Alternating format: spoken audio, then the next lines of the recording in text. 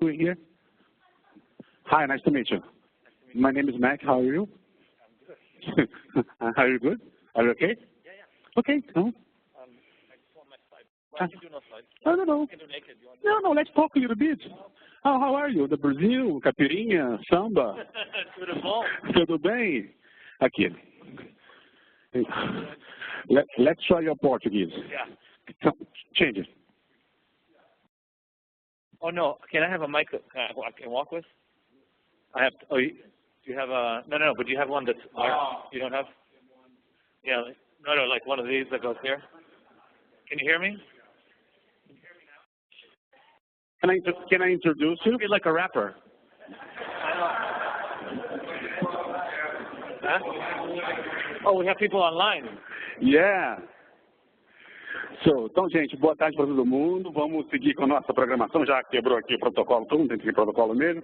Então, só informando o pessoal que está online aqui, a nossa próxima apresentação com o professor Jonathan Levav, diretamente de Stanford University. A nossa próxima apresentação ela é em inglês e sem tradução simultânea. Então, se alguém não se sentir confortável, sentar do lado de alguém, posso conversar um pouco. Ok? Let's Jean. You're gonna do translation. Yes. Let's try.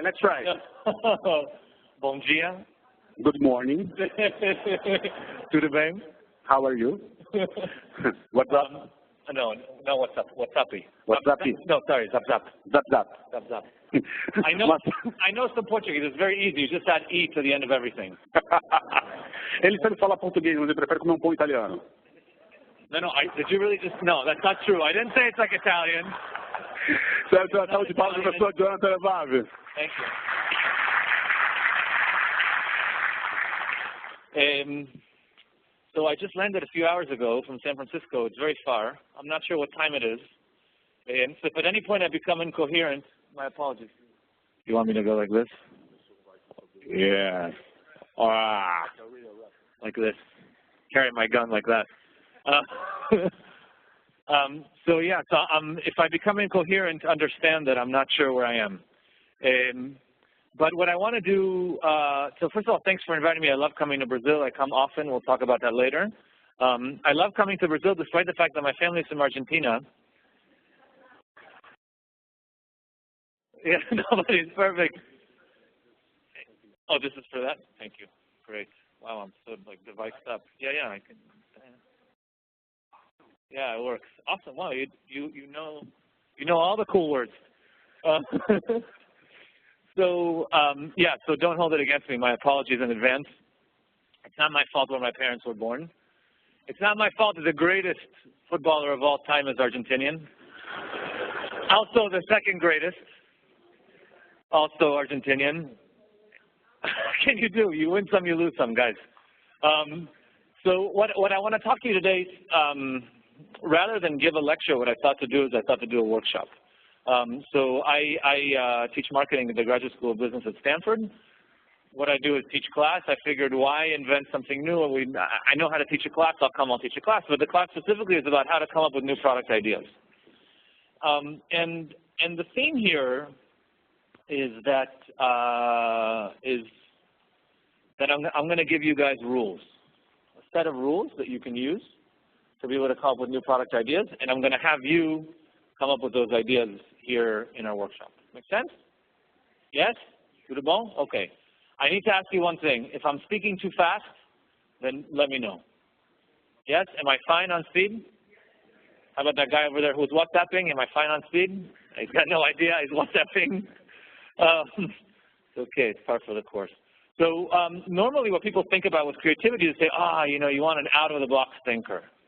You want to think out the box. Well, let's think outside the box.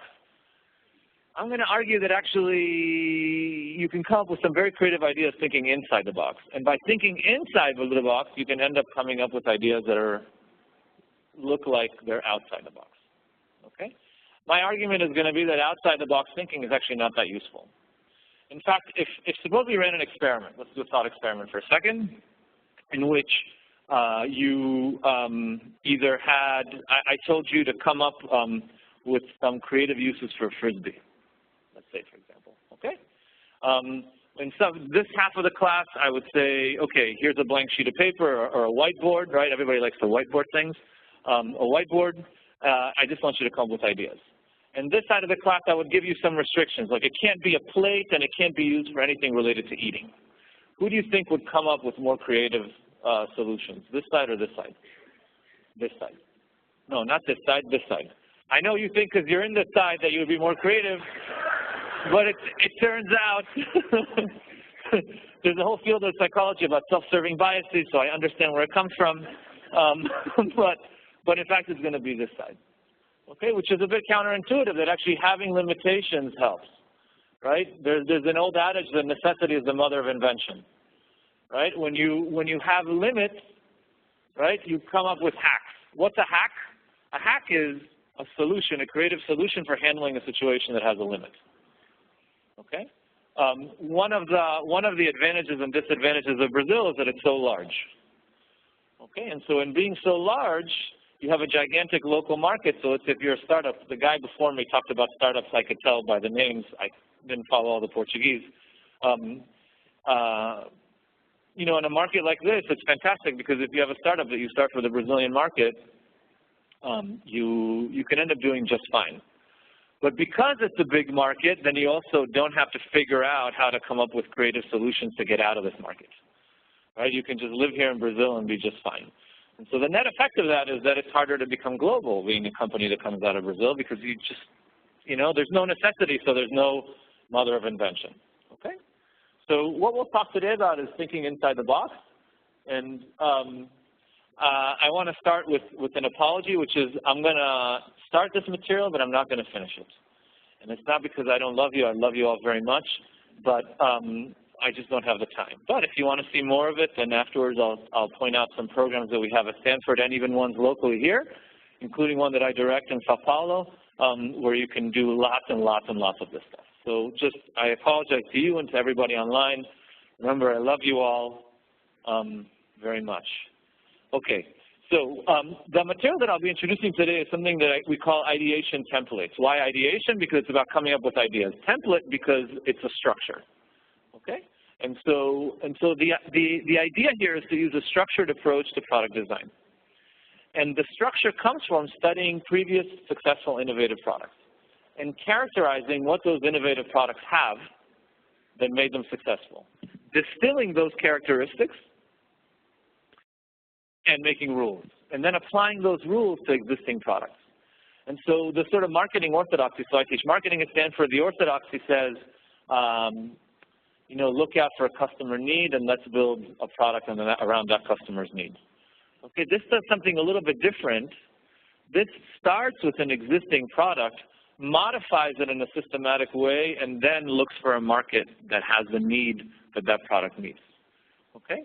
So in that sense, it's product-focused and not customer-focused. Instead of form following function, function follows form, right? So what's the right thing to do is somewhere in the middle, right? It's not that the argument here isn't that needs identification is not important. The argument here is that there can be, you know, a combination of approaches will yield a better solution. So by no means do I mean that we ignore customer needs here, but in the ideation process, we start with the product.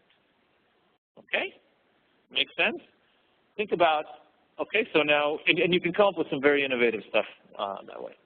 All right, 3 companies, Snapchat, Twitter, and Pass. You ever heard of them? Yes? Okay, what's common to these companies? What's common?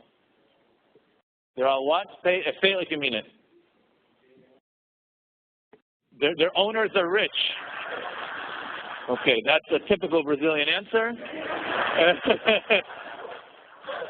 Probably rich and obtained the money through some either family connection or corruption. But yes, so that's definitely one characteristic. What are some other characteristics? Do you have your hand up in the back, or you're just, oh, you're talking to that guy?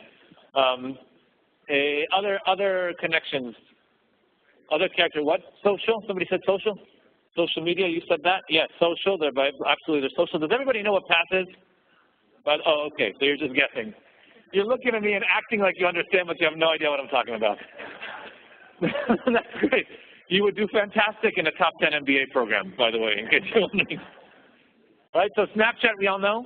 Do we know Snapchat? Yes, it's there for 5 seconds. Twitter, we know. It's T for Twitter, not for Trump. I want to make it clear, I did not vote for Trump. I'm opposed to Trump, okay? And Pass is a social network where you can only have 500 of your closest family and friends, and you can share photos and content that way, okay? So those are, and obviously Snapchat and Twitter are more successful than Pass, but Pass is still a viable company. The owner, my friend, is rich. Okay, so social. What else? Yeah.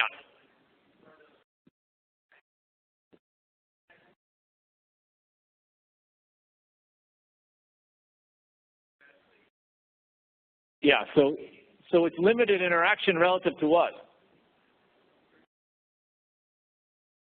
To the expectation? Do you have an expectation of how many characters you can use?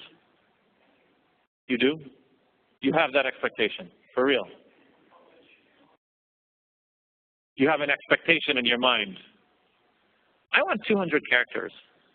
This is only 140. I'm 60 short of my expectation. I'm trying to figure out, I study consumer behavior. I find this very interesting. So it's relative to what? Limited relative to what? Limited relative to direct communication, sure. It's instantaneous. Snapchat, 5 seconds. Ooh, look at that picture. Oh, damn, it's gone. I should have screen captured that and shared it with my friends. Limited relative to what? What are all these companies like? What are they like? What do they remind you of? Facebook, exactly. This is just Facebook, minus. Right? Let's take Twitter, for example. How long can I write my post for on Facebook? How many characters can I use? Expectation man. Infinity characters, right? However much you want, however much you woke up that day and you decided, I want 1,000 characters, right? So that's like, and here, this is limited. Here I can only do 140, although now I think they have 160, right? Why is that useful? Is Twitter a disruptive company? Is it an innovative company? When you look at Twitter, don't you wish you had invented it yourself? Truth. Yeah? Rich owner guy in the back would have loved it, right? So what need does Twitter meet? Well, all these are direct communication. Facebook is also direct communication.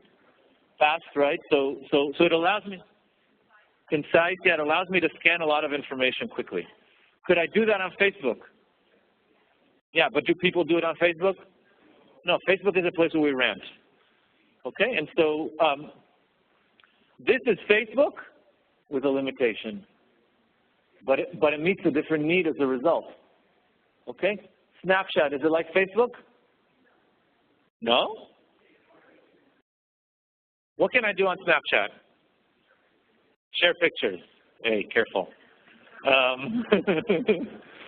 Right? Can I do that on Facebook? Okay, so what happens? What happens on Snapchat? That's different. Where's the limitation? Time. You have to start getting, guys, this is not a lecture. You're not just going to sit back. You're going to respond to me, okay? So just move your mouth, like practice, and don't worry about, like, don't be shy. Also, however bad your English is, it's not as bad as my Portuguese. So don't be shy. So it's time, right? 5 seconds, comes up. Now, does that meet a market need? Could I do it in Facebook? Could I presumably in Facebook post something and then remove it after 5 seconds? I mean, I could just say, change my mind. Unpost. Like, 1, 2, 3, 4, 5, unlike, right? I could do that, but I don't. What market need does it meet? What market need does Snapchat meet?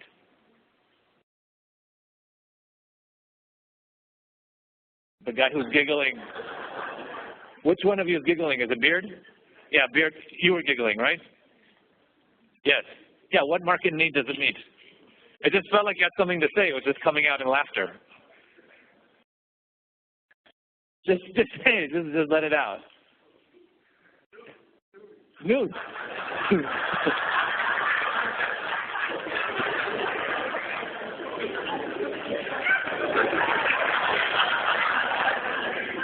You're the reason the Brazilian economy is in crisis. What can I say?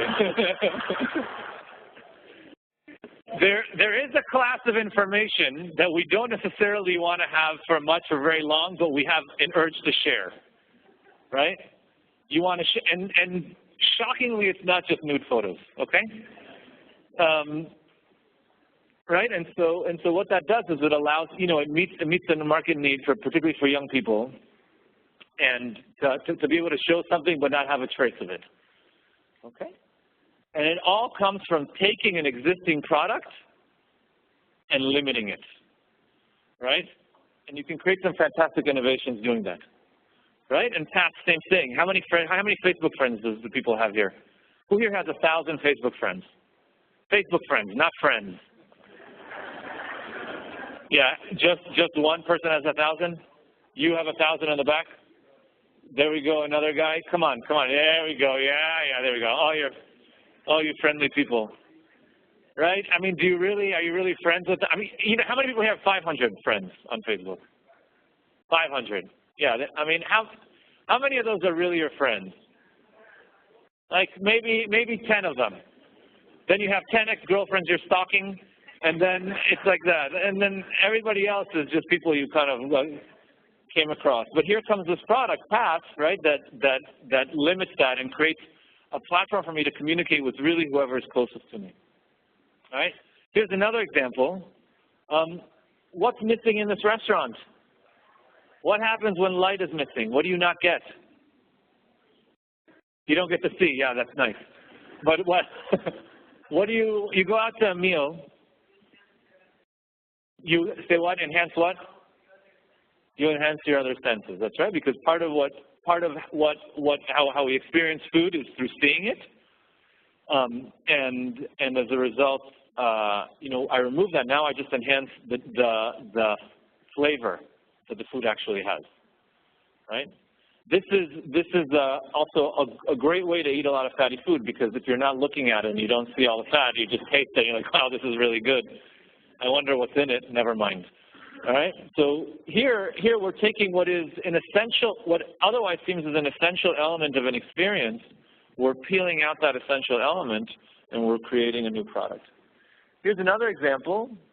Essential element of shoes having laces. Right. So I remove this essential element and I create a different kind of fashion. Right? I take something and I remove it. Uniqlo says, you know what matters is not the brand you're wearing, but is who you are inside. Okay? And so what they do is that they purposely remove any kind of brand symbols from their shirts. And in doing that, they're meeting a new kind of market need. It's like they're sort of reverse branding. Oh, I'm going to remove a brand, but I'm removing a brand. I'm a brand because I'm a brand about letting you be you. You can't get away from brands, basically, right? You guys ever hear of this? How many people here have a Nubank credit card? Raise your hand. Oh, yeah, look at that. I'm really psyched because the Nubank founders are Stanford students. So it's good. They're going to be really rich owners, and they'll donate to the university, which is going to be good for us. What's Nubank? Nubank is a bank without a bank. Is there a Nubank location, branch? No. Is there ever going to be? No. You take a bank and you subtract out what seems now. If I walked into the chairman of Itaú, and I said, "Hey, let's take out the branches from your bank," what would he tell me? He'd say, "I'm crazy. That's impossible. The bank is branches." Except the bank isn't branches. Subtract out the branches, and I create a totally different kind of banking business model, and I'm able to access a totally different kind of population. Because all of you are working people. You don't have an hour and a half at 10:30 in the morning to go to Bradesco and stand in line for some idiot there in the end to tell you that you're missing some form that you have to go get notarized at some asshole who's an hour away, right? Right? It just doesn't, right? So there we go. We take something out. What's missing here? Screen. When I miss the screen, what am I missing? What do I not know? I don't know what's coming next. Does that meet a different kind of need? What need does that meet? What emotion do I get? Surprise. You ever notice that when your favorite song comes on your playlist, it's not nearly as good as when your favorite song comes on the radio?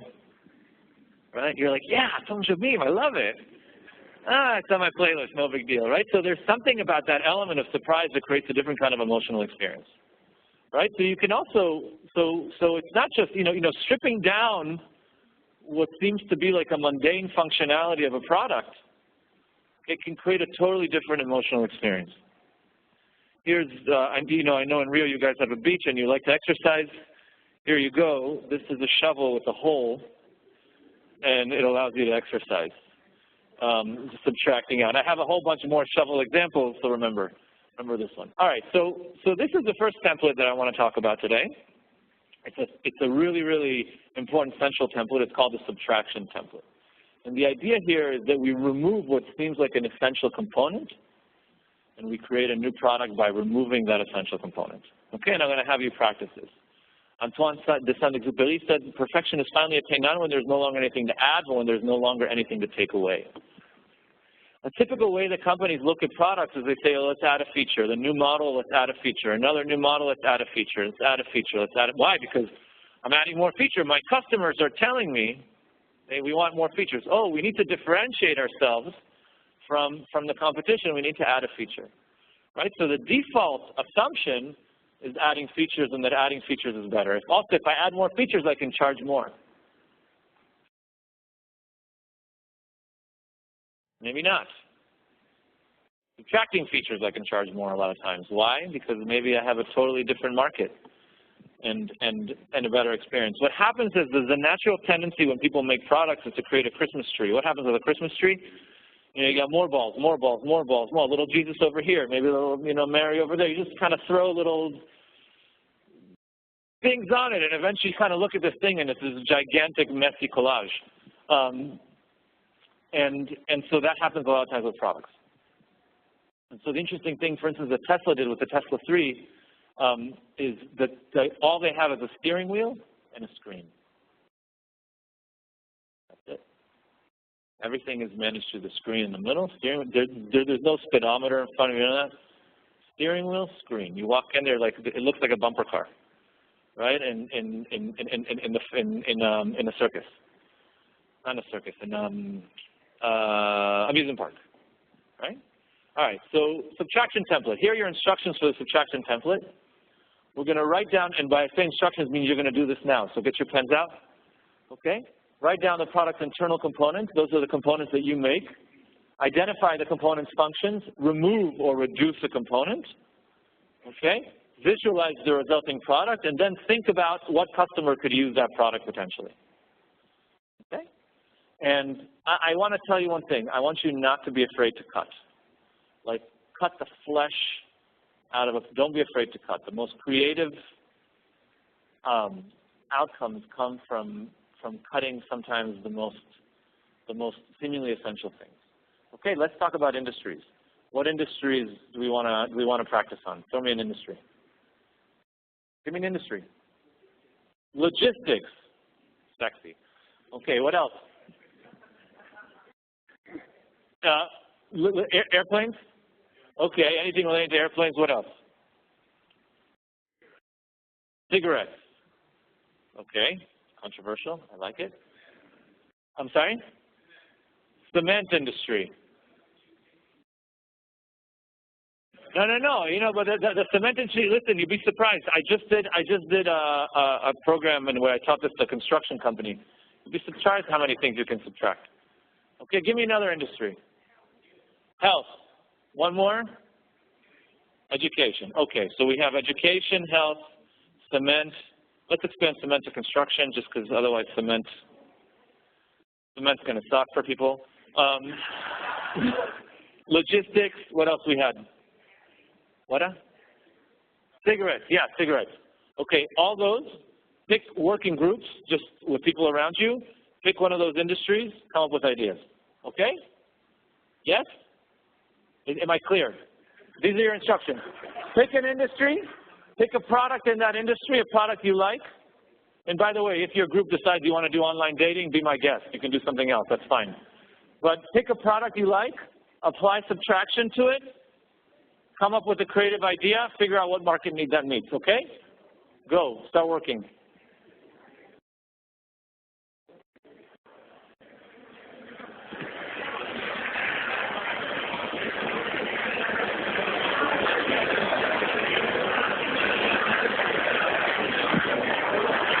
Oh, and write them down because I'm going to ask you to present them afterwards. You're going to be reporting back. Okay, so write them down.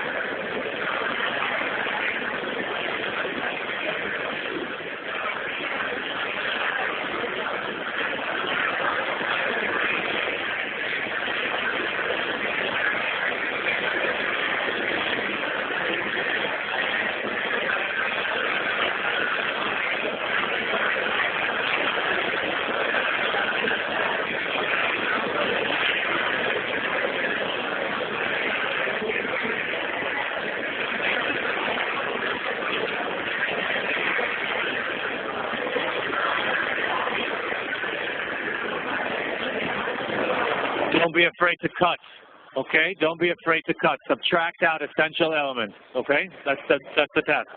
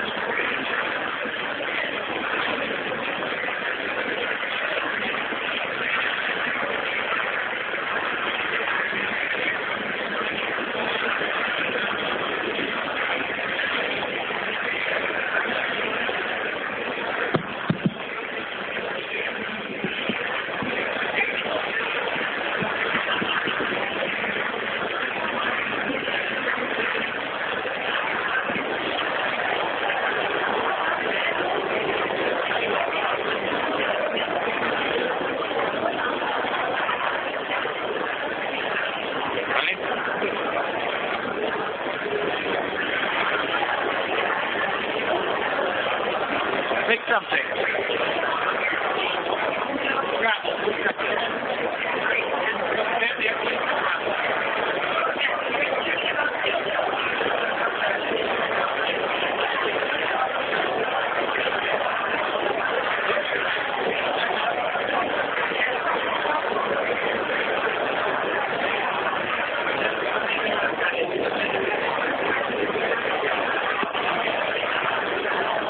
Let's work for about a minute or two more.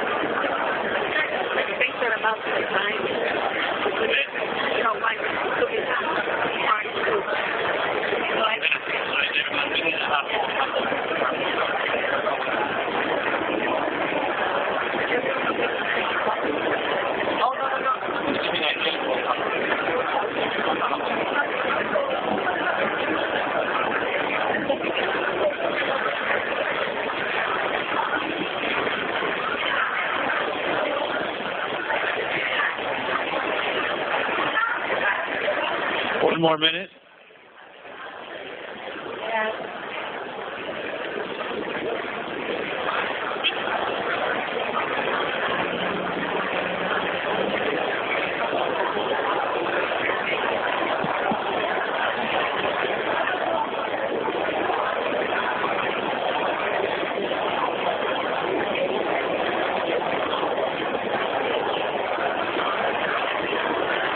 Okay, let's do this. All right. We have a group in the back that's volunteering. Okay. Oh, let's do this. Okay. So what I want to do now, and guys, we're going to be doing this.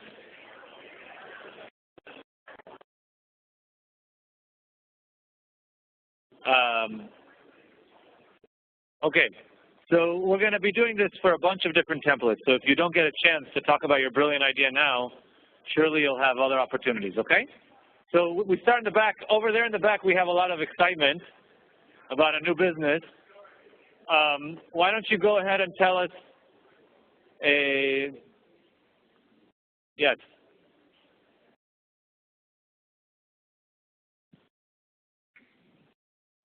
We chose the cigarettes. Cigarettes. And we will remove all the substances that are toxic. Okay. And then we will sell it to former smokers, okay, or tabagists, and then to healthy people, because we are trying to put guaraná, I don't know to say in English. Yeah, I know what guaraná is. And coffee, I mean the substance that coffee is composed is caffeine. Yeah. And then we can sell to the children. Yes. Yes, teenagers, at the gym. Yeah. So we could put well protein. So people will feel the sensation of smoking a cigarette, but that it won't cause any damage for your health. It'll just be like having a straw in your mouth. Yeah. Okay, so basically you're subtracting out the nicotine from a cigarette. Yeah. Okay. And other toxic substances. And that's the big toxic substance. The other part that's toxic is the fact that you're breathing smoke into your lungs. Yeah. But, right. So you can have smoke. Okay. So the issue with that is something like that already exists. Right. We're trying to do something that's going to be new. But the cigarette with guaraná, something I hadn't thought of. Live and learn. Great. Another example from this side of the room. Yeah. This side. Come on. I'm going to cold call you. Yes. So actually, we had a very similar idea to also cigarettes, but yeah. Instead of like removing all the things that are bad for your health, so nicotine, all else. Yeah. But instead of putting guaraná or whey protein, putting something like medicine or painkiller or something, so associating the experience where someone goes out for a cigarette and wants to relax. And having an electronic version of the cigarette and then putting of like a painkiller. Yeah. So that exists, by the way. Really? Yeah. That exists, particularly for pain meds. Yeah. Someone who's not doing cigarettes, because cigarettes, it turns out, there's not. I mean, unless you want to change the business model for how cigarettes are sold, for example. Yeah, Mr. Red. Oh, self-lighting cigarette is interesting, right? So it's cigarette smoking, no need for the lighter.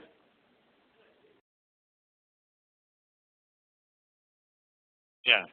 This is something you struggle with on a daily basis.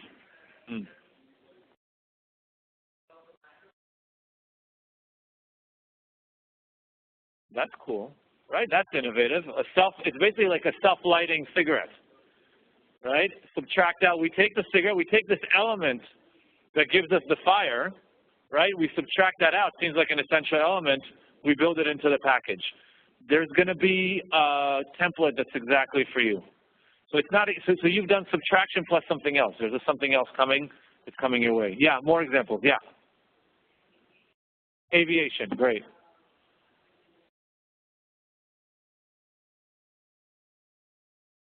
Eliminate flight attendants. I can hear you perfectly.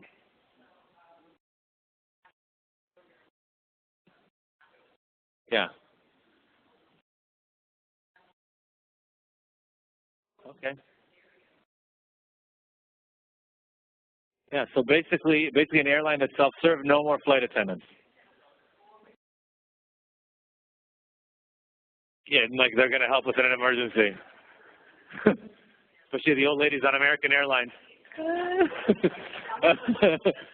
Yeah, so basically, and you would replace everything with computers. Basically, everything would be with a tablet. Absolutely. Yeah.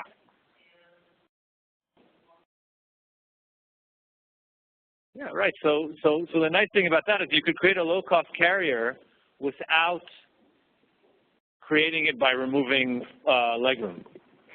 Right? You would remove weight from the plane, and that would lower the cost. Great. That's an example. What else? Yeah. Here. Yes.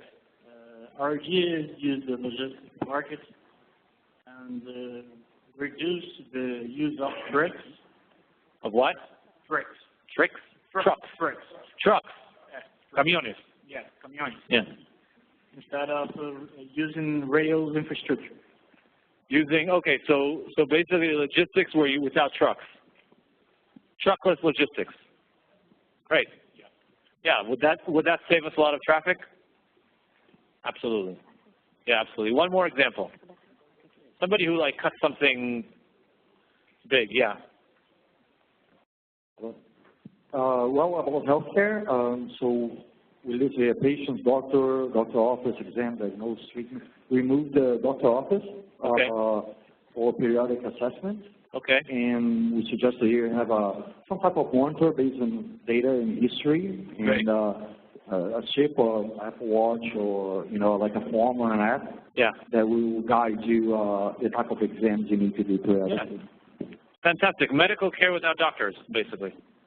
Right? Seems like an essential.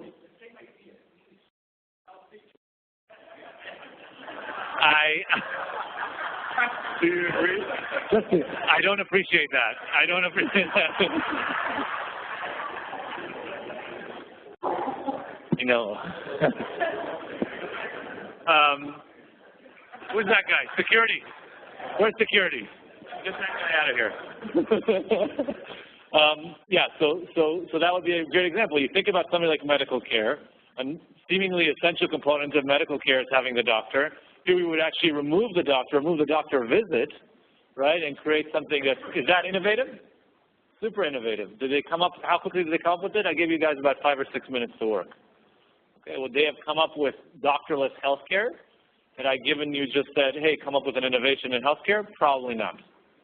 Probably not, because when you have a principle that helps you organize your thoughts, it's much easier to get them organized and to come up with ideas faster.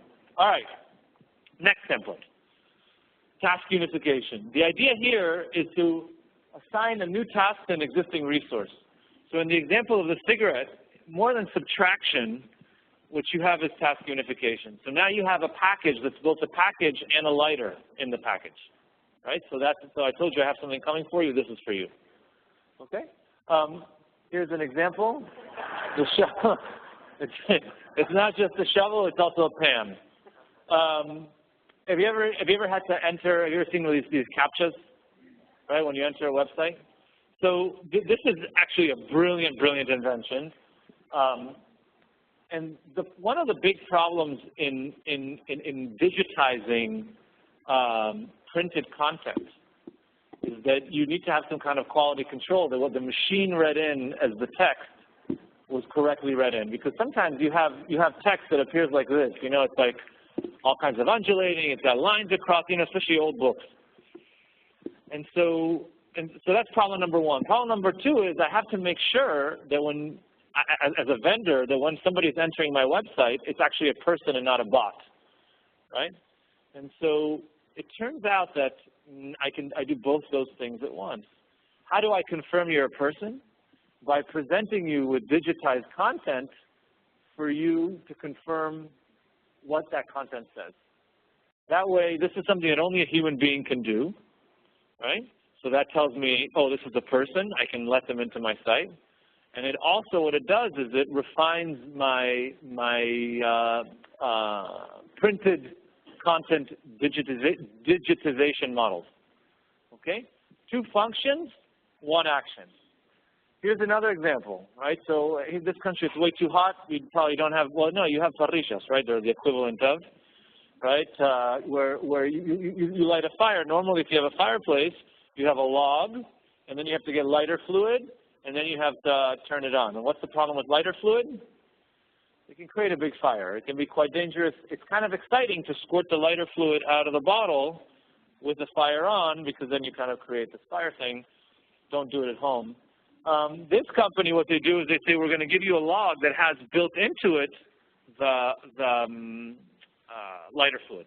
Okay, so you don't need to have separate lighter fluid and separate log, right? Both things, 2 functions, 1 product. And what market need does it meet? Safety, right? Safety and convenience. Here's a great example from the Netherlands. This is a road that's not just a road, but in this road is a sort of a series of pipes that carry water. And those pipes get cold in the winter and hot in the summer. And that the cold water from the winter is used to cool buildings next to the road in the summer. And the hot water that accumulates in the summer from the sunlight, pounding the pavement, is then used to heat in the winter. 2 functions, 1 product. I'm already putting down a road. Why not give it another functionality? Right? Is this innovative? Super innovative. Here's another example. One of the biggest problems in the developing world is lack of electricity. One of the not biggest problems in the developing world is children who like to play. Well, it turns out that this company makes balls that kids can play with, and the ball has a gyroscope, and that gyroscope basically stores energy. And then you can use that energy to light a small light at night. Right? So you have 2 functions, 1 product. Play is 1 function. Energy creation is another function. Okay? And here are all kinds of different examples, like a jump rope also. This guy, again, task unification. Here's a really nice example, actually, from India. So one of the biggest problems in India is homelessness. Where do the homeless sleep? They sleep on the roads, on the streets. I mean, it's a terrible social welfare problem. And so what they created is these street signs that convert. So basically, it's a street sign that's on a spring, and you put it down, and then it's a bed. Okay, 2 functions, 1 product. You're solving an enormous problem. I'm already putting up street signs, so why not put street signs that have this additional functionality? Task unification. One of my favorite examples. If you think this is made up, you're wrong. You can actually buy this. Top 5 reasons you need a baby mop. I know I know all you people from Rio like to exercise. Get your kids started early. Top 5 reasons you need a baby mop. 1, teach your baby a strong work ethic early on in their life. 2, your baby will learn not to drop and waste food. 3, right? It's really good behavioral modification. 3, baby will get a nice workout, burn off energy, and do muscle toning, and sleep better too. 4, not having to clean your floors saves you time so you can spend it doing things you enjoy.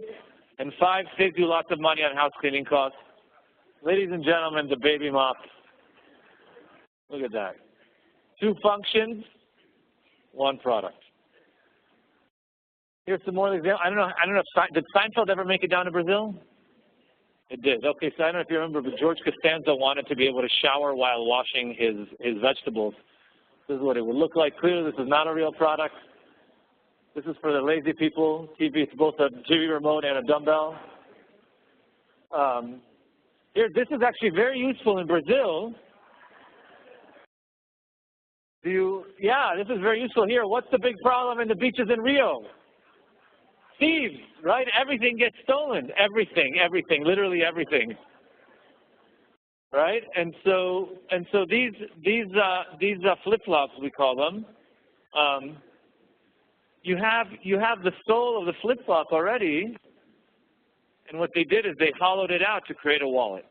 Right? So now you're going to Leblon, take off your flip-flops, you walk into the water, it just looks like, as the thieves walk by, they think it's just a flip-flop. they'll figure it out quickly. So this would work only once or twice. And so you have 2 uses, 1 product. Here's another example, 2 uses, 1 product. It has actually a bottle opener. So you get your beer on the beach. How are you going to open the bottle? You don't have any implements. You didn't bring anything. You probably didn't even bring keys, because those can get stolen too, and melted into steel and then sold for scrap. And so this comes with a little bottle opener. It's a real product. I had a student that I taught at Stanford in an executive education program. I showed the slide, and then the next day he delivered me these very flip-flops. Turns out his wife is the product manager at Reef for these flip-flops. So you never know. Here's another example. How many people here like their beer warm? Raise your hand high. If you like your beer warm. You like your beer warm? No, not warm. Right? You want it cold. Okay, so here beer has a label. Right? Why not give this label insulating properties? So now when you hold the beer at the label, right, it's insulated from the warmth of your hand. More beer examples. The beer comes packaged in a box, right? Okay, there's a concept in the U.S. of going tailgating. Tailgating is the barbecue that you have before the game. So you go to the stadium, you park your car, you open your car, you pull out the barbecue, you pull out a lot of beer, and then you kind of spend the afternoon before the game in a parking lot. And so if I have to buy the beer and then put it inside a cooler, that's 2 steps. Why not create a package that's also a cooler? Right? In the U.S., at least, when you buy Rubbermaid products, those kind of big sort of rubber boxes that you just have to build yourself. Where do you think the instructions come? Where are the instructions? Yeah, they're on the package. They're printed directly on the packaging. That does 2 things for you. One is the instructions don't get lost. Secondly, it's cheaper, right? Because you don't have to have two elements. You have one. You already have the cardboard. Why print on a sheet of paper when you can print on the cardboard of the packaging? Okay? We already put up a window. Why not put filament in it to be able to harness solar power? Right? Why not? I'm sorry? Yeah, the Tesla 3, has a solar roof. Yeah, that's a great example. Sometimes what you do is you give a component in the environment 2 jobs. What do I mean by that? Mouthwash. You know what mouthwash is? Yeah? It's a bunch of chemicals dissolved in water, right? And where does it go? In your mouth. Where else is there liquid in this whole system? Right? Your mouth has saliva. So what Listerine did is they said, wait a second, let's give the job of dissolving the chemicals to the saliva that's already in the mouth. Okay? And so what you can do with that is, as a result, you can create these little sheets, and those little sheets basically carry the chemical formula that gives you that sense of freshness, right? And it dissolves in your mouth. So now my saliva has 2 purposes. I've taken an internal component, I've outsourced it, and given that component, that functionality to an external component. Sometimes you do it with an internal component, right? So ordinarily I have a lock and I have a bicycle. This bike has a seat that serves as a lock. It serves as a seat and as a lock. It's called a yurka. Yeah, it's actually Chilean. There's not a lot of innovations that come out of Chile, but this is one of them. Imagine you have a bike with a chair, a seat, you pull it out, and you just kind of move things around, and it becomes a lock. Okay, so task unification. These are your instructions. First step, you're going to take a product, you're going to write down the internal components, right? So in the mouthwash case, it would be whatever set of chemicals, the liquid it's dissolved in, the packaging, the bottle, so on, right? Then you identify each component's function, write down the product's external components. These are components that are in the product's environment, for example, the packaging, right, in the Rubbermaid case. Then ask yourself, could one of these functions currently fulfilled by an internal component be transferred to an external component? Okay, so the liquid that's dissolving the chemicals, is there any other liquid I can use in the environment? Oh yeah, I can use saliva. Great. That's one possibility, and then we can now remove the internal component and meet a new market need, right? Because, you know, I can't take a bottle of mouthwash with me when I go out to the clubs, right? It's not practical. But I can take a little tiny box that has little sheets, right, and have fresh breath the whole evening. Could one of the functions currently fulfilled by an external component be transferred to an internal component? Okay, so this is the situation here with the bicycle. The lock is an external component to the bike. I'm transferring it to an internal component. So I'm giving an internal component two jobs. It's both the seat and the lock. Okay? Then we visualize the product and we ask ourselves, what new needs does that product meet? Okay? Let's do task unification. Break up into the same groups you were in before. You choose the industry this time. Okay? Go. It's easy. It's easier than it sounds. You have the instructions.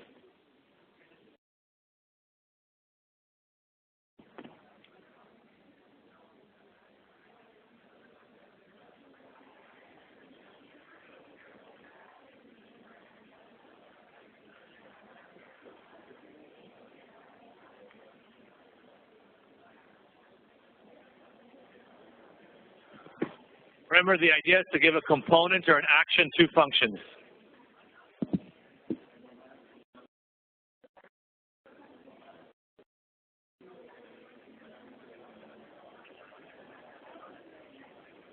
And for those of you who are not sure about an industry, I'll give you a few. Travel, sports, and education, if you want to work in those, except you. No education for you, man.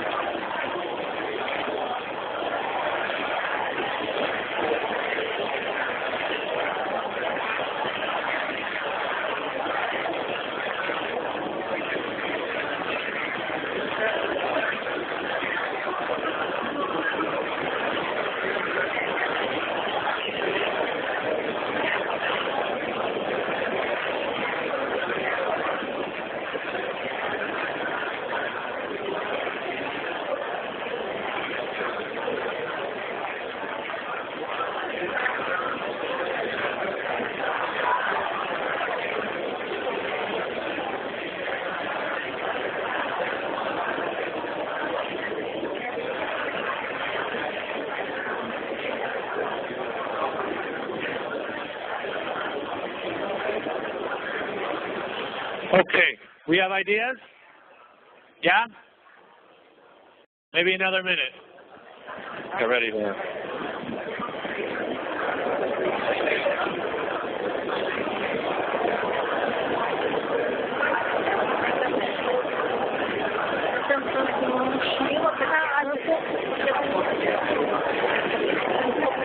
E o lance de mentor, na verdade, não são inovações. Okay, let's roll.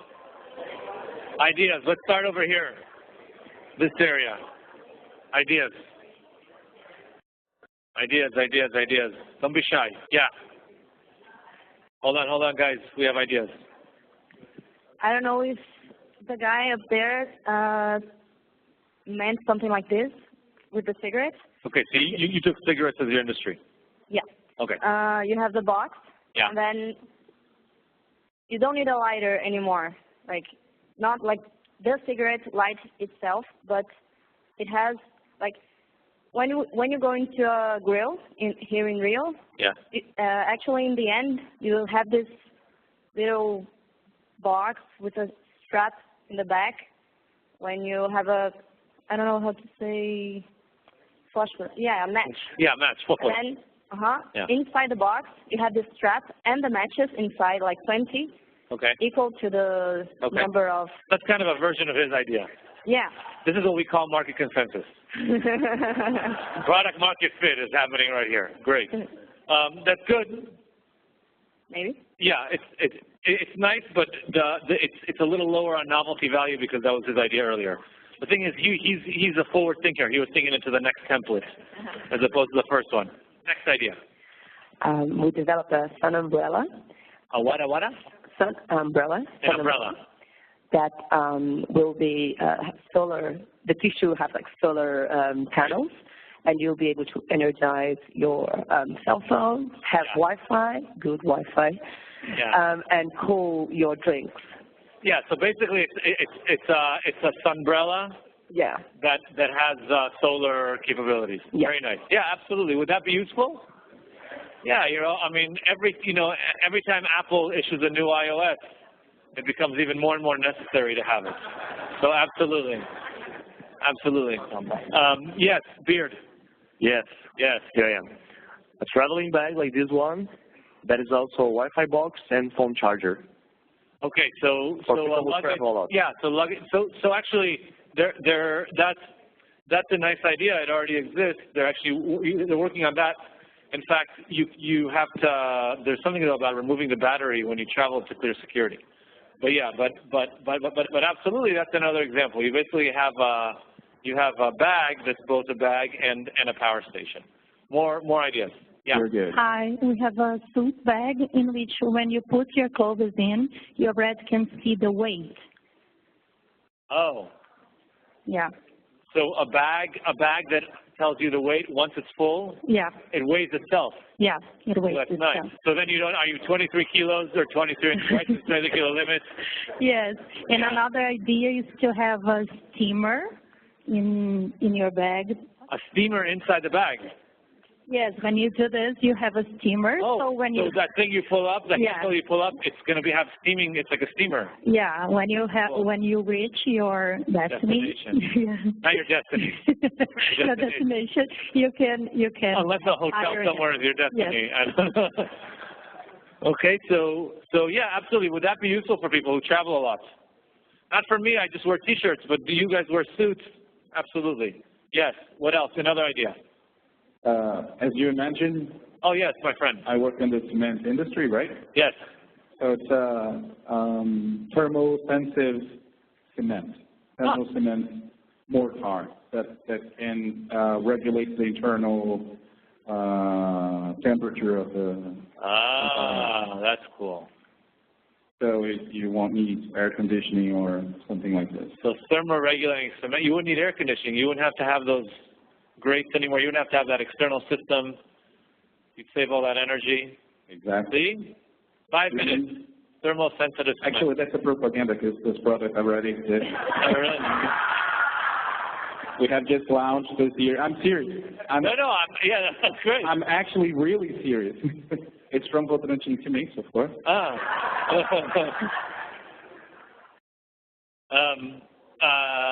I'm going to do a commercial too later, so don't feel so bad. Okay, any other ideas? One more, somebody wants to share, yeah. We're thinking about a gym environment, gym to work out ourselves. A gym? Yeah, to transform it in, to generate energy. Because you have a lot of energy inside the gym. Yes. So the idea is to transform everything, the bathroom, the spinning, everything you can transform in energy, yeah. The bathroom. Yeah, as well.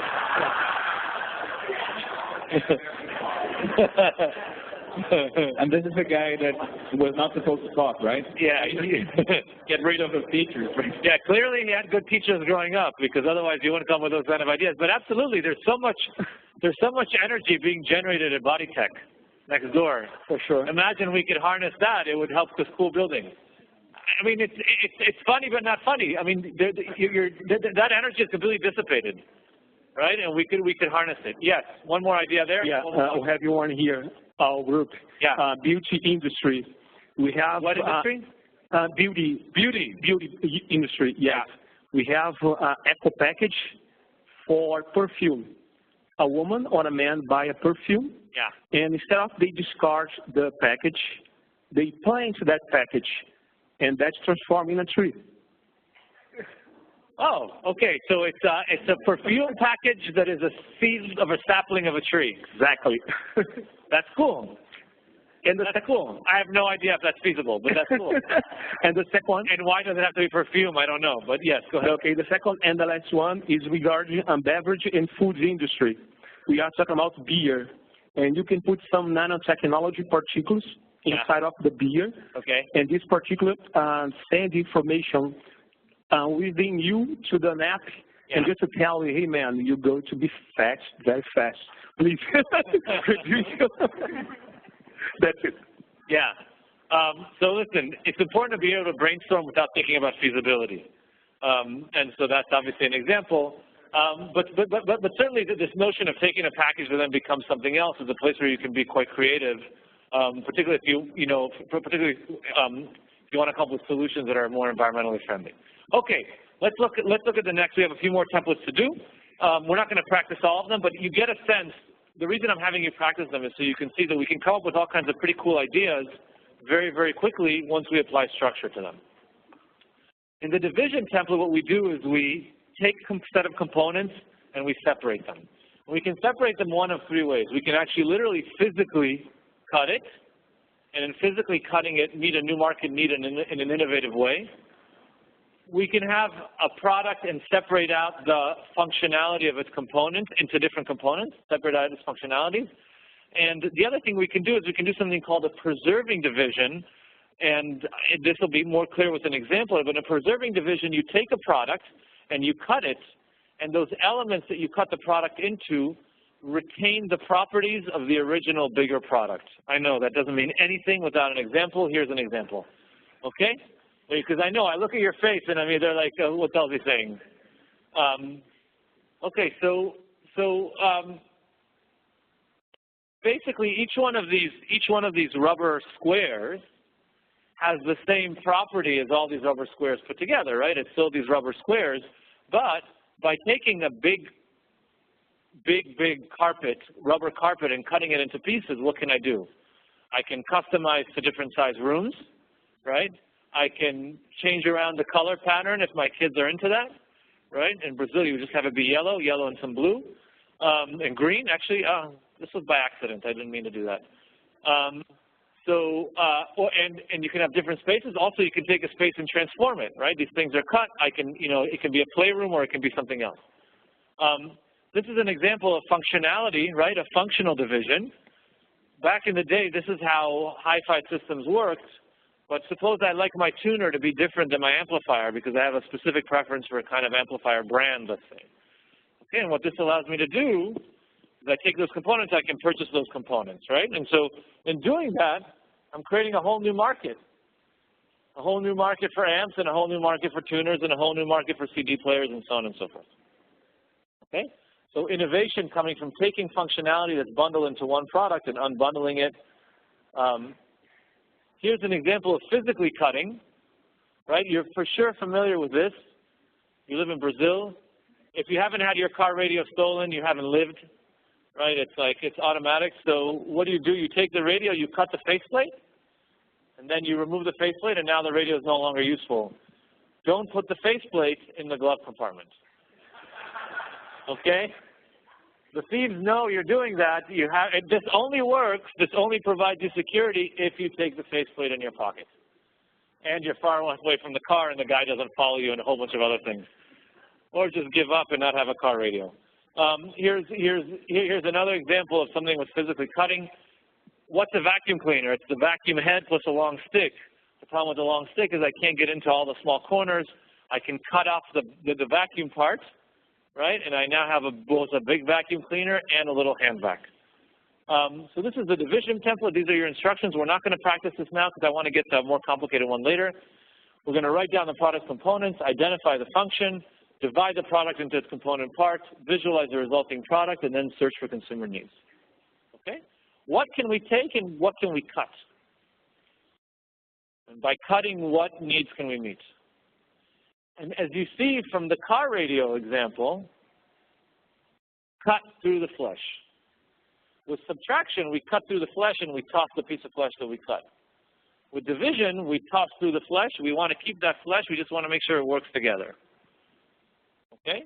Don't be afraid to slice things. And what I want you to do is each of you comes from totally different industries. You can spend a few minutes on your own coming up with ideas for your own industry, not just product ideas, but this also applies to services, right? You can even think about ideas for campaigns. I'll show you an example of campaigns in a moment, right? For your own industry, for your own product space in which you reside. Okay, next one is the multiplication template. This is like the opposite of division. We take a component, we multiply, but with a slight change. Okay, how many women here would love their sons to have their own private toilet? Truth. Okay? So this is it's 4 seats, but they're all slightly different from each other because one is for mom, one is for dad, and one is for Sparky, and so on. All right, here's an example. So this is a Gillette razor. If you think about the razor blade industry, the innovation was going from 1 blade to 2 blades to 3 blades to 4 blades to 5 blades. That was innovation for a long time. The problem with that form of sort of vertical kind of innovation where you sort of do things along the same dimension is at some point you can only put so many blades on the head, right? So now they've had to start to horizontally differentiate. So now there's, the blade for the man to shave his chest. It's the exact same blade. You know that one? It's the exact same blade. It's the identical blade. It just has a different color, right? By the way, they also have blades for women to shave their underarms. The blade is purple. It's the exact same blade as the regular Mach 3 blade that people use to shave. Not you with a beard, but regular people use to shave, okay? Now, the interesting thing about these blades is that it's not just multiplying lots of blades. Each one is at a slightly different angle. So one picks up the hair, and the other one slices the hair, right? So this is an example of multiplication. Here's another example of multiplication for recycling. In the beginning of recycling in the U.S., you got this big blue bin. I mean, it was probably the size of 2 of these speakers. And you just had this big blue bin, and you would put it in your kitchen. You have a nice kitchen with a nice trash can and this big, ugly blue bin. What happened? What did people do with the blue bin instead of having it in the kitchen? You put it in your garage. You put it out of sight. What happens when something is out of sight? Out of mind. People don't recycle. Right? So then the garbage can manufacturer said, well, wait a second. Let's just multiply the garbage can. But the second garbage can is not for garbage. It's for recyclables. Okay? And that helped recycling take off. Okay, so even something that, even in the garbage business, right, you can have simple innovations that can lead to big changes in behavior. Okay, so this is the multiplication template. We write down the product components. You start seeing a pattern now, right? We identify the component's function. We multiply the components, visualize the product, and search for consumer needs in this product. This can be particularly useful for incremental type innovations. You're unlikely to find a sort of really disruptive innovation using the multiplication template.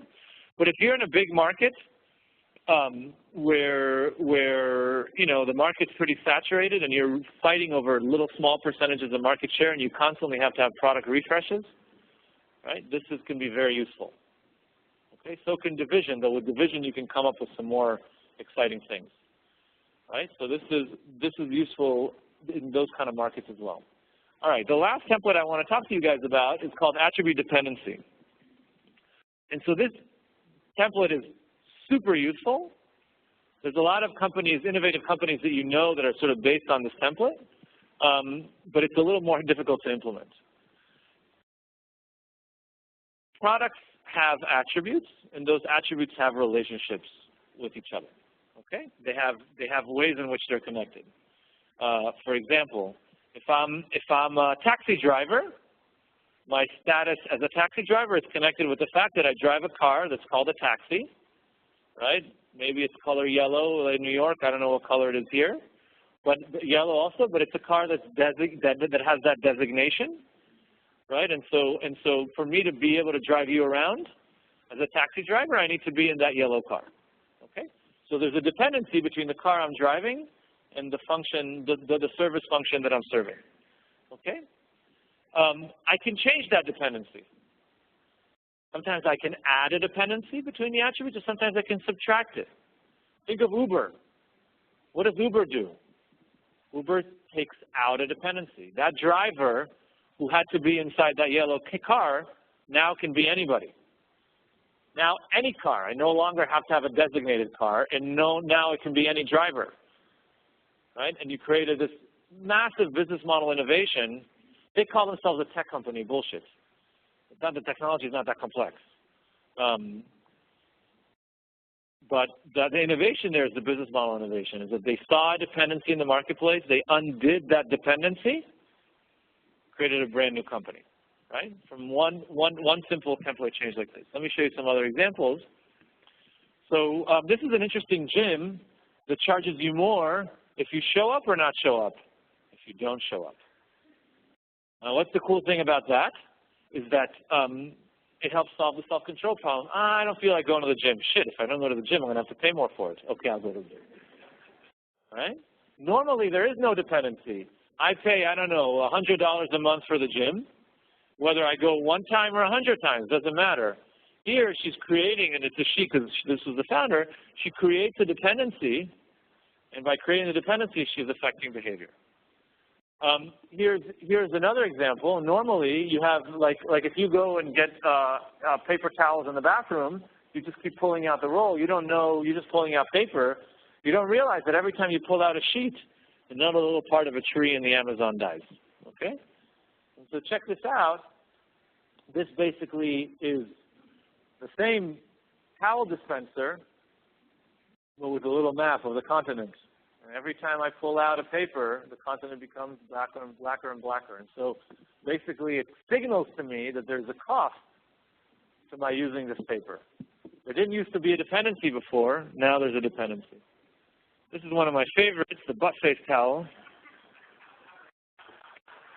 Come on. This thing is absolutely genius. Think of all the times you wipe your face with the same side of the towel you wiped your ass with. No more. The internet is here to save us. For $15, you'll never wipe your face with your butt again. Normally, there is no dependency between the towel color and its functionality. Here, they've created a dependency. By creating a dependency, you've solved a problem that most of us don't want to acknowledge that we have. Right now, everybody's like, oh, man, I got to start paying attention to that also. Yeah, you do. And not only that, but it's even the ingenious butt face towel brings sanitary sanity back into your bathroom. Right? There you go. One of the biggest problems in medicine is medication adherence by patients. Basically, people get prescriptions. They even pick up the prescription. They don't take the pills, which seems crazy, but people do it. It's a huge, huge problem. So this little little canister, what it does is, depending on how much you've consumed the medicine you've consumed, the light along the side changes. And it gives you a signal, hey, I've taken my medication, or more likely, I haven't taken my medication. Back to beer. We already established that nobody here likes warm beer. We all like very cold beer, or so I'm told. I don't actually like beer, but my friends who like beer tell me. This is a label that changes color depending on how cold the beer is. Normally, the label is invariant to the temperature of the drink. Here, the label changes depending on the temperature of the drink. Okay, for those of you who are engineers and like graphical representations, or just didn't understand what I was saying, or wasn't paying attention, before, doesn't matter what the temperature is, color stays the same. After course, basically, color changes when temperature changes. See? Pretty cool. You can have toothpaste for the morning and for the night, right? Normally, we just buy one toothpaste for everything, right? And so what Crest did is that they created a toothpaste. This way, they get to sell you 2 tubes. Oh, this is specialized for the night. You need it for the bacteria that you collected during the day in your mouth or whatever, right? So here they've added a dependency, which is the dependency of time of day. Sometimes you remove dependencies. So in the U.S., the large auto manufacturers, and it's true in many companies, you give employees discounts, right? So the employee gets some kind of employee price. So what Ford did a bunch of years ago is they said, you know what, this is a campaign. Everybody gets employee price. There used to be a dependency between your employment status and the price you paid. Now the dependency has been removed, everybody gets it. It was a huge success, so GM did it too. Okay, the problem with that is that now you've basically taught people that the sale price is the price. Now you got to find some other campaign to use. But this really made sales spike for a while. Okay, so how does attribute dependency work? And we're going to actually practice it together. Perfect. We're going to practice it together, not in individual groups, but with me, and then with that we'll close. So here, the first thing we're going to do is we're going to write down the product's internal attributes. Okay? So all the different elements of the product. We've done that before. Then we're going to write down all the external attributes. The external attributes are the things that the product comes in contact with. Okay? The packaging, the environment, the space it's in, the air that's around us, whatever. Okay? And we construct what's called a forecasting matrix. In the columns, and again, I encourage you to do this at home, in the columns you put the internal attributes of the product, and in the rows you put the internal and the external attributes. And so basically now what you've done is you've created these boxes. And each one of these boxes represents a potential innovation. Let me show you what I mean. Let's think about cell phones. What are some internal attributes of a cell phone? Just say it. Storage, battery, what else? Camera, what else? I'm sorry? Bluetooth, yeah, sorry. Light, intensity, yeah, what else? GPS, yeah, what else? Audio, yeah. Size and weight. Screen. Phone capability. Do you guys ever talk on the phone with your phone? No, you don't. Okay. Stop. Yeah, too innovative. That would be too innovative to actually communicate like human beings. Why should I communicate with like human beings if I can just keep typing like this with little emojis? Have make-believe emotions. Right, so those are internal attributes. What are some external attributes? Things that come into contact with the phone, that are around the phone. I'm sorry? Headphones, well, the charge is external. Yeah, what else? Well, the phone itself is internal. That's the phone. The weight is, the design is the phone. Things that are outside of the phone. Network, cases are external. What else interacts with your phone? Your plan? Your hands? Yeah, absolutely, your hands. Your hands, your ears, your pocket. Bar support, all that stuff, exactly. So here's some potential things, right? So ringtone, ring volume, speaker, these are just some basic ones that I came up with. Don't worry about it, that they're different than what you came up with. Doesn't mean you're wrong, it just means it's different. What are external attributes? You have ambient noise. Maybe you're at a conference, right? Does everybody have a phone here? You have a phone here, like chewing on it. Yeah. Right? You have time of day. Your calendar is external to the phone, right? Whatever things you have to do during the day comes in contact with the phone, but it isn't part of the phone components. And so now what we can do is we can put these attributes that I've listed into our matrix. And now we can go to these little squares and come up with ideas. So what are some innovations you could put into this phone? Let's pick some little spots. Speaker volume and what? Speaker volume and screen display. Okay, so what would you do?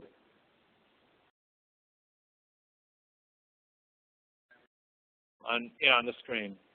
How many people have ever had a phone ring during a meeting? How many people? Raise your hand. Everybody raise your hand. Yeah. What do you wish the phone had? Like, well, yeah, but don't disturb feature that would be sync to what? Yeah, that you want to link to your calendar. So it says, oh, shoot, João is in a meeting. I choose João because probably half of you guys are named João. It's Brazil. Right? João is in a meeting, and so I shouldn't ring. Right? What happens if you're in a very loud place? What would you want? Right? So we have ambient noise and ringing volume. Yeah. See? Okay, so now another idea. Come up with another idea. Vibration. What about vibrating mode? What do you... Vibrating mode in what? In the calendar, exactly. Right? So all these little rectangles represent ideas of features that we can change or add in our phone. Okay? And you can spend, take for your own products in your own context and do it for yourself. And basically this organizes the directions in which you can innovate. Perhaps you would have come up with these ideas on your own, but it would have taken you much more time and probably not. Okay, and so that's the theme here.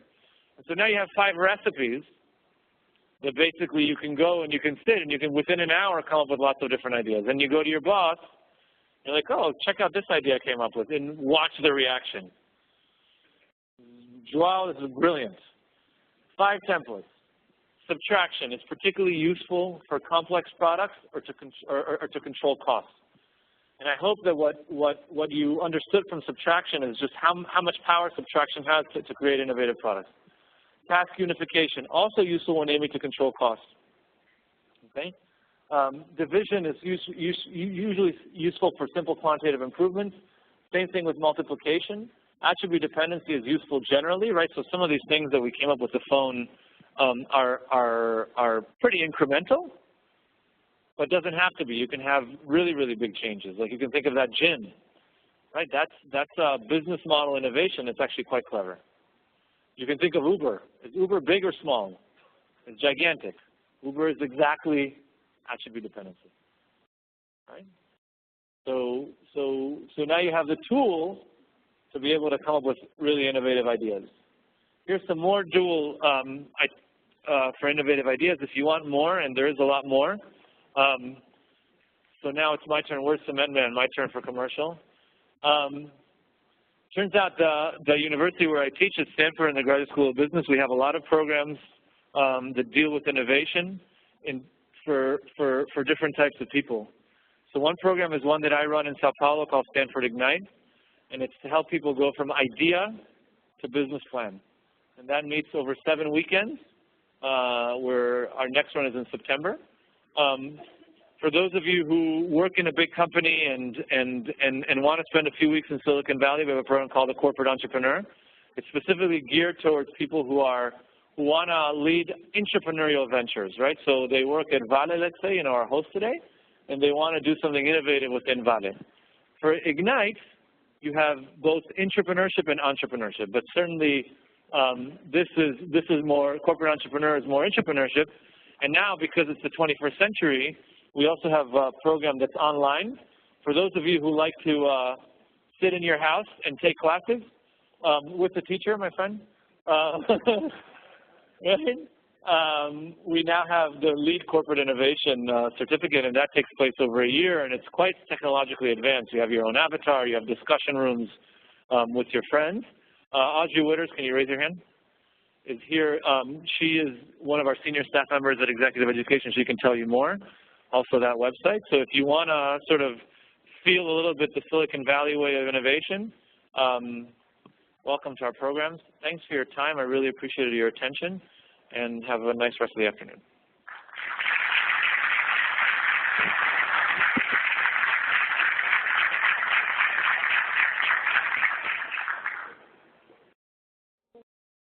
Hello? Very good. We're going to open for very quick questions.